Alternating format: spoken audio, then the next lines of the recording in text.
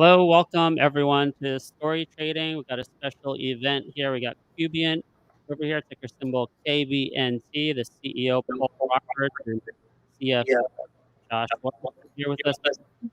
Um, so how you guys doing? Doing well, Ben. How about Good, yourself? thanks. Great. You were with us last July 9th, and before we're gonna get some prepared remarks from you, Paul, but before we do that, I'm just gonna throw up uh, some data here since July 9th. You can see down the bottom here, the stock price is down about 50%, not necessarily of any fault of your own. The stock market's been pretty bad for micro caps. You can see the enterprise value I thought was very interesting, $9 million. EV to revenues down to three times. So that was about 6 months ago. And since 6 months ago, there's been two earnings reports, been a few press releases. So, if we can start with Paul, let us know what's transpired in the last 6 months, and then we'll move over to Q&A. Sure. Well, as always, thanks for having us, Ben. Super excited to talk to you about what we're focused on here at Kubient. We've spent the last 6 months really focused on organic growth as well as a lot of conversations around M&A. So the M&A piece for us, I think, is going to be instrumental coming into 2022. We're pretty far along in due diligence and conversations with a few companies I believe will be transformative for Kubient and our partners.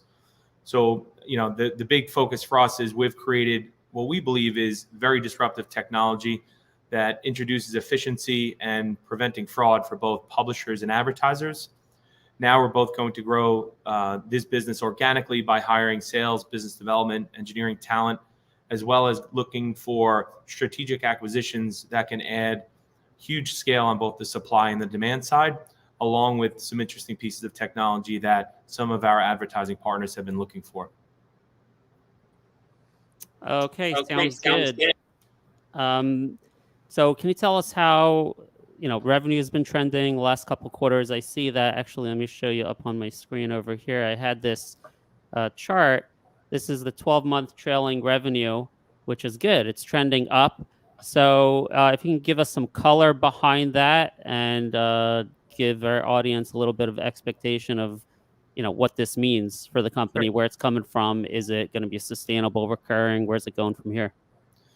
Obviously, Ben, we're not at the point where we're giving guidance, but some thoughts I can provide.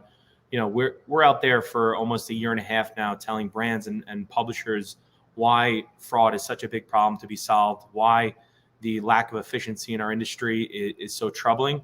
And we're starting to see the fruits of that labor, where we're starting to get larger integrations with tier one partnerships. We're having great conversations with some direct brands who understand that for every dollar that they put into the programmatic ecosystem, upwards of 30 to 40% are actually being taken by all the middlemen. So a typical brand that spends $1 in our world, that dollar is going to go to their agency. It's going to go to their agency trading desk, typically go to a DSP, an SSP, an ad exchange, and then directly to the publisher. So you could just see right there the inefficiency in that type of model. And we offer a much better solution. And it does take time. We've found ourselves in the right rooms, having the right conversations. And this year, we think that all that hard work is going to come to fruition for Kubient and our shareholders. Okay, sure. Just a little bit more color, if I can, on that revenue, in terms of maybe the business model. When we see that revenue going up, is that recurring in nature, or is it one time? How does that work when you get a customer? Is there an expectation when we're looking at that hey, this is going to continue, or is it possible these are just kind of one-time tests, runs by your customers? How do we think of that? Sure. So historically, we've been recurring. Our partners are going to be signing anywhere from a 12 to 18-month master service agreement with Kubient, and they integrate into our platform, and they could actually either buy media, sell media, or use Kai. And we basically have that contract in place over that period of time, but it doesn't mean that every single day that client is either spending money or buying media. We just explained to a partner of ours that for every partner that we sign up, only about 25% on any given day are actually transacting. The reason behind this is because we have large scale partners that have multiple brands, multiple agencies using their platforms. So they have budgets that once the budgets are done, they're waiting for additional budget or other campaigns to put through the Kubient pipes. So the good part is we have the relationship, we have the technology connection already done. Now it's a matter of going out and sourcing more advertisers to use those connections so we can capture the revenue on our side. Okay, great. Last time I was with you, I had asked you what is like the inflection point for the company. What sort of catalysts can we see that will really point to this company turning around? And you had mentioned that the real important thing is to get one of your advertisers to give you permission to put it out there in the world that they're using your technology, and then with that you can go out and get other clients. So, any updates on that? Yep. One of the key things that we look for from an M&A strategy is direct relationships with partners who truly understand the problems that we're trying to solve. So we recently completed an asset purchase agreement of some assets of a company by the name of Media Crossing. So Media Crossing manages the media budget for about 9 brands right now. And they have an incredibly experienced team that helps these brands reach their target audience in the most effective way possible. After multiple conversations with their leadership and their ability to understand what Kubient is building, they thought that it would be a huge benefit for their clients to be able to use Kubient's system in the future. So now we have a built-in audience of brand direct clients who understand there's a huge issue in the world with fraud. They understand inefficiency is a big problem. And they're very, very smart about understanding the outcome of their media spend. So they have all of the data. They know for every dollar they spend what the expected return is. If we can continue to improve the return on every dollar spent, that has the makings for either a white paper or a case study to show other brands in their vertical or just general advertisers there's a better solution out there. And Kubient's whole thesis is around improving the return of every dollar that an advertiser spends and making sure that they're only serving ads to a human audience who can engage or buy their products. Okay. And I'm not sure if I heard that, but has anyone given you permission? Maybe, I don't know if I missed something on a PR or on your website or on Twitter. Are there any clients in the last 6 months who've put their name out there? We haven't had anybody yet. One of the challenges is that when we're pointing out to large enterprise clients that we've identified 15-20% fraud coming through their system, they're not always so inclined to publicly state that. I think the real opportunity is going to be with a direct brand who has an added benefit to be able to go out into the market and say, year over year we improved our media by X due to the fact of Kubient's technology helping us remove the fraud and introducing the efficiency.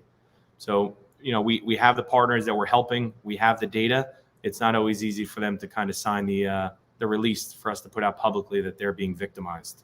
One thing that we've talked about with our PR company is kind of doing a blind announcement where we can talk about the general category, the partners in, the size they are, and the impact that we've had on their media.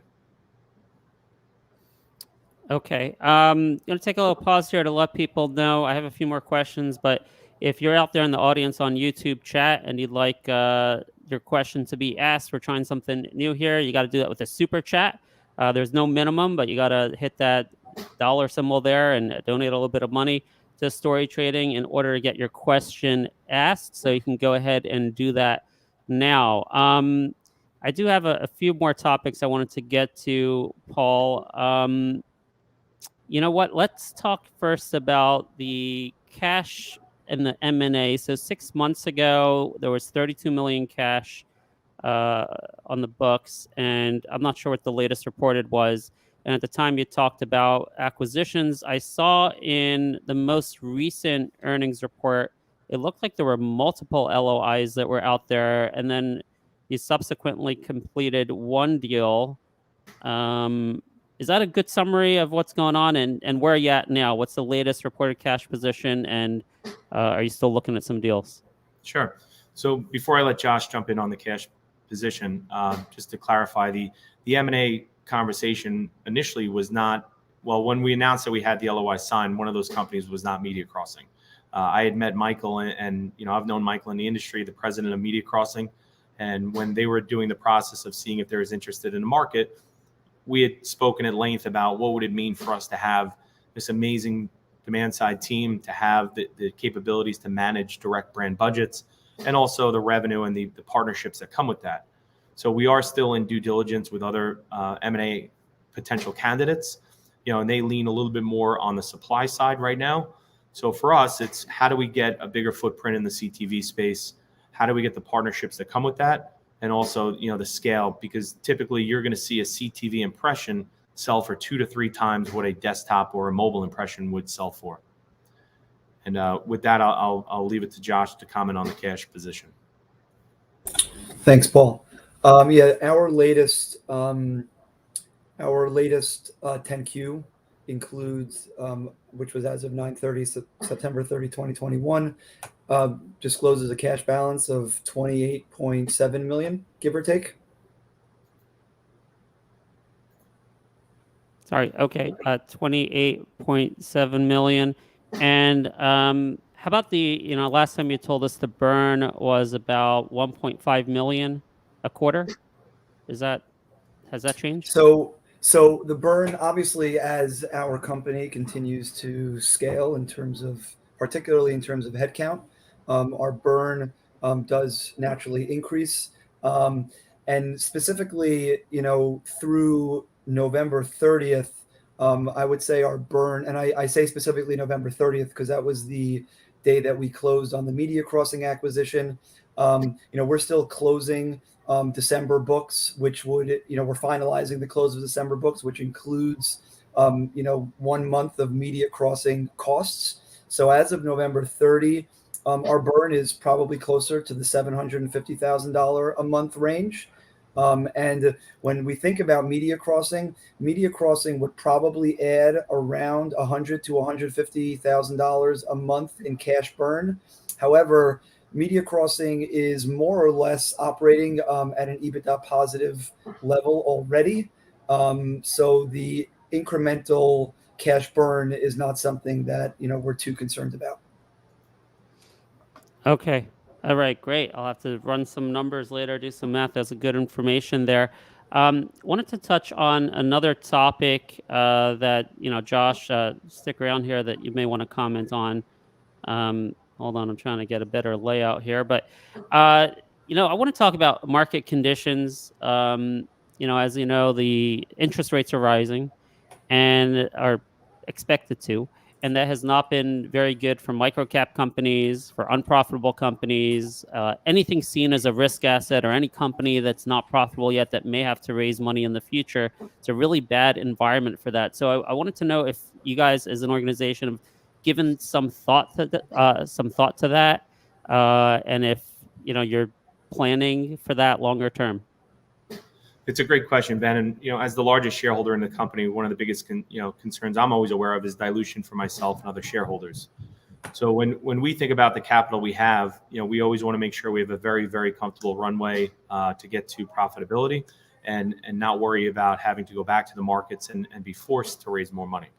I think we have the right banking relationships that if we needed additional capital for a much larger strategic acquisition, we would have access to that capital.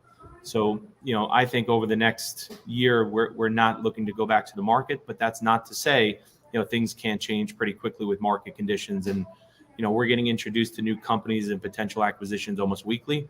And some of these are potentially larger than, the cash we do have on hand. So my plan for this year was, execute on a handful of acquisitions, integrate those, show the street that we could do that successfully, show the street also that we can identify very, very accretive businesses that immediately plug into Kubient and increase our revenue and capabilities for our partners. And then once we've been able to successfully do that, then potentially look for something much larger and go into the market and potentially raise more capital for that. Not sure if you want to comment as well there, Josh. I would have said a lot of similar comments to what you added there. The only thing that I'll also add is, we've also been approached, or we've also had opportunities to borrow capital through different types of debt instruments.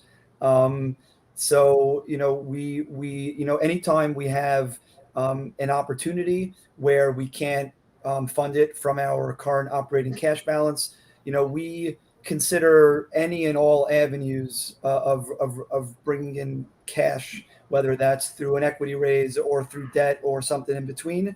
Um, and our eyes are always open, and it seems like there are opportunities out there. Okay, great. Josh, I'm wondering, we do have a couple questions coming in. We'll get to the audience just in a bit. But Josh, I'm wondering if in your experience, have you ever been through an environment? I mean, many of us have not. And the reason I bring it up is there's a whole generation of traders, investors, just regular folks, investors who've only ever seen very low interest rates. And man, I've heard stories about the early 80s from my parents when interest rates were through the roof. I'm wondering, if you've lived through any kind of time period or had experience with higher interest rates and any thoughts on how that, Then I have to ask, how old do you think Josh is? Yeah. I don't know. Yeah, In the books, I don't so know. Tell, yeah, tell, tell me mean, your I thoughts on was that, born because in the mid, yeah. I think it's a little bit scary times, I think, for some people. I don't know, because at least for me, with my age, I just heard from my father, right? The early 80s, I was a little kid, but I mean, you can put your money in the bank and get like 15% returns, like something crazy like that. Like, I can't imagine how bad that could potentially be for businesses that rely on capital to grow. Yeah, so I mean, similar to you, Ben, I was born in the mid '80s, so I wasn't particularly around in that environment. But this is a topic that we've discussed, and it's a topic that we discuss with our board. Our board members have a lot more experiences. They've been in the world of corporate finance longer. So we typically tap into that knowledge of theirs and that experience to speak about issues like market related issues like these. But to your point, I mean, it would be a new environment for many people. Okay, great. I want to go to a VIP member from our community, Henry, who has this question here. What is the percent ad spend brands spend on when they first start with Kubient, and what is that number in dollars per year? What is the percent ad spend after months of installation? Is it increasing after installation? So as I mentioned earlier, typically we're going out and we're pitching either brands or DSPs or agency trading desks the benefit of connecting to Kubient. They typically have a brand that's worried about efficiency and fraud. So we don't know necessarily day one, Henry, which it is a great question, how many dollars are going to come through that first day. We have woken up in the morning and seen massive spikes overnight where brands needed to spend budget. But we, like I said earlier, we connect the pipes. The audience is there. We have, very, very regular conversations with the brand partners and other platforms of what is it that you need. If they all of a sudden are going to do a big push for the Olympics, we're going to go out and make sure that we have the right audience for them that's going to help them deliver their media budgets. But we don't operate off of insertion orders today. So we don't have, a client who comes to us and says, I want to spend $50,000 today. What we do is we connect our pipes. They're able to look at all the audience we have, and they bid in real time on that audience. So we don't really necessarily have the ability to say, here's exactly how much client A is going to spend with us. Of course, we have conversations about what their annual budgets, monthly budgets look like, so we can evaluate whether or not it's a good partner for Kubient. But with that being said, there's not a finite amount of money that we expect when we finish an integration. The difference there is with Kai. So if somebody's using Kai, we'll have a standard price either per month or for usage if they're using it as a standalone product. So that's a little bit easier for Josh and the finance team to forecast out the revenue there.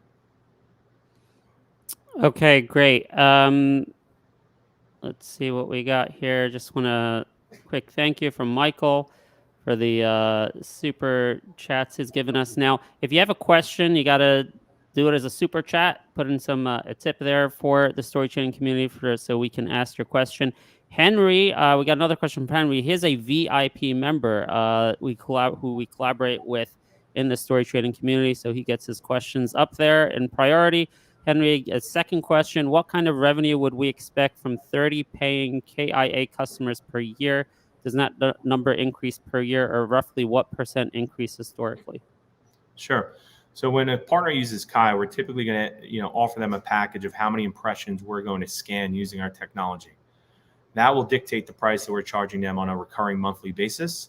And again, it goes back to that yearly contract where if they get 500,000 impressions per day, if they get 5 billion impressions per day, our system can handle that. It all comes down to what is the comfortable number the client is willing to pay, what is Kubient looking to earn to provide that service.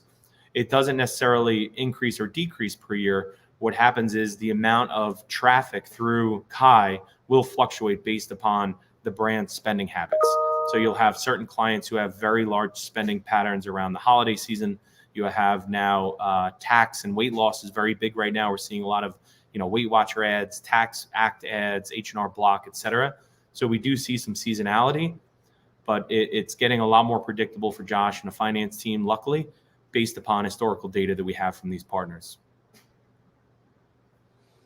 Okay, great. I'm going to jump in with a couple more questions while we wait to see if there's any other audience questions. Guys, you got to hit that super chat, the little dollar icon to ask a question.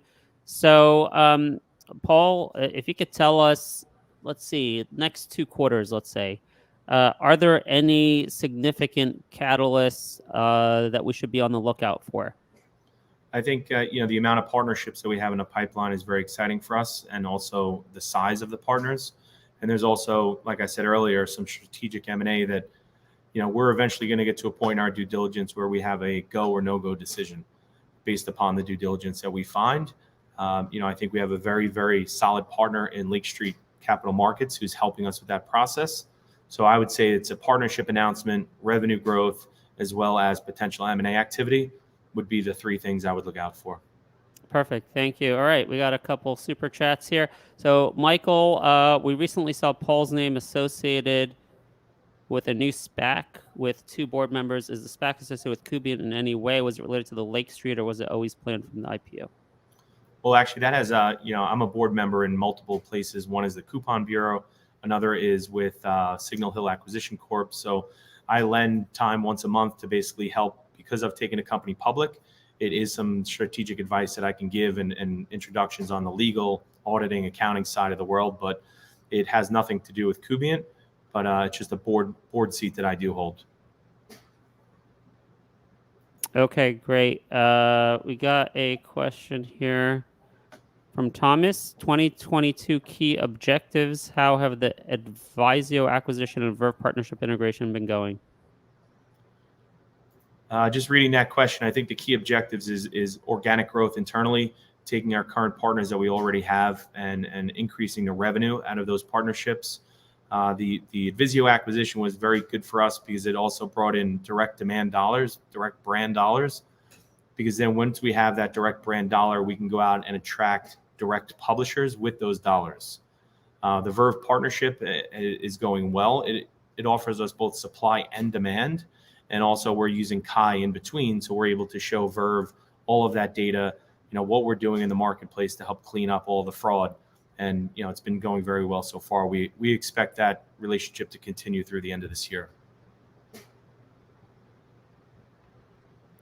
Okay, great. I'm going to ask a question that came in from our community earlier today.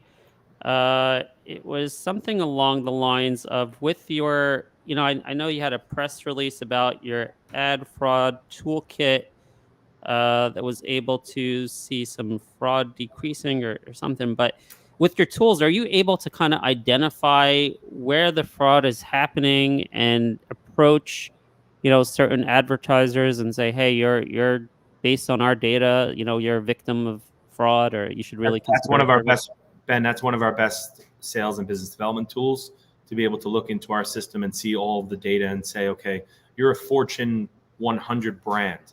There's no reason why in 2022 you should be buying non-human traffic.